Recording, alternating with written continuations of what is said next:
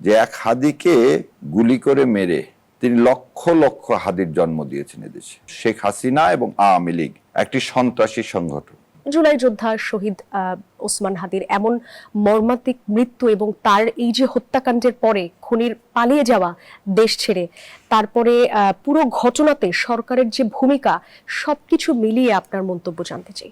শহীদ যারা হন, যারা শাহাদাত বরণ করেন, তাদের কোনোদিন মৃত্যু নাই।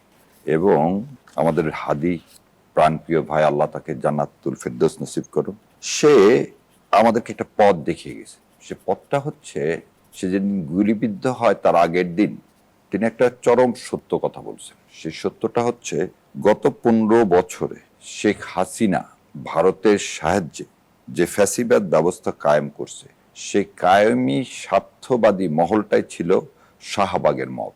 শাহবাগে যে মব তৈরি করা হলো মিথ্যা একটা জুডিশিয়াল কিলিংকে এস্টাবলিশ করার জন্য, তার মাধ্যমে কিন্তু এদেশের বিচার ব্যবস্থা, সকল ইনস্টিটিউশন, ভোট, সমস্ত কিছু ধ্বংসপ্রাপ্ত হলো। শহীদ হাদি যে সত্যর উন্মোচন করার জন্য তাকে গুলিবিদ্ধ হতে হয়েছে। এই কেন হতে হলো? আজকে দেখেন, আমি বলবো দিল্লিকে যে তার জানাজা থেকে শিক্ষা নিতে, যে এক হাদিকে গুলি করে মেরে তিনি লক্ষ লক্ষ হাদির জন্ম দিয়েছেন এদেশে। যে হাদিরা তাদের প্রাণ থেকে, অন্তর থেকে ভারতকে ঘৃণা ভরে প্রত্যাখ্যান করে। ভারতীয় আধিপত্যবাদদের চিন্তা করতে হবে, তারা এদেশের মানুষের সাথে সম্পর্ক চায়, এদেশের মানুষের সাথে, গণমানুষের সাথে ভারত তার সম্মানের সম্পর্কটা বজায় রাখবে।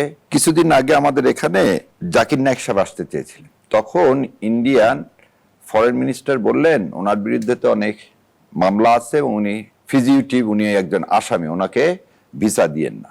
আর আজকে জাতিসংঘ রিপোর্টের দ্বারা এটা স্বীকৃত, শেখ হাসিনা এবং আওয়ামী লীগ একটি সন্ত্রাসী সংগঠন।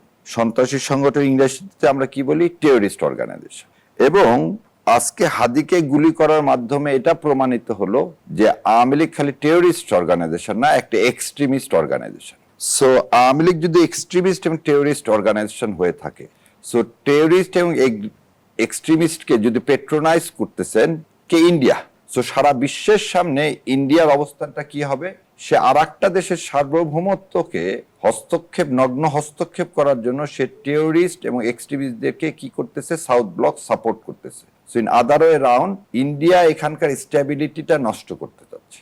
আর আপনি আসলেন যে সরকারের ব্যর্থতা, এই সরকার একটা অথব্য সরকার। এই সরকার অথব্য সরকার। আজকে এই সরকার এই জানাজা থেকেও শিক্ষা নিলেন না। ডক্টর ইউনূস সাহেব আজকে তার এই দীর্ঘ বক্তৃতায় একবারও বললেন না যে 24 ঘন্টার মধ্যে আমি আপনাদেরকে কথা দিচ্ছি, এদেরকে যেখান থেকে হোক, মাটির যেখানে এরা লুকিয়ে থাকুক, আমি তাদেরকে ধরে নিয়ে আসবো। তিনি আর এই সাহসটা হলো না বলার, নাহলে আমরা ভারতের সাথে কি সকল প্রকারের সম্পর্ক ছিন্ন করব। তার এই কথা বলার সাহস হলো না। আমি কথা দিচ্ছি, হাদির এই মৃতদেহকে সামনে রেখে যতক্ষণ হাদির এই হত্যা যজ্ঞের বিচার করতে না পারবো, ততক্ষণ পর্যন্ত এই জাতিকে নিয়ে আমরা ভারতীয় আধিপত্যবাদের বিরুদ্ধে যুদ্ধ করে যাব।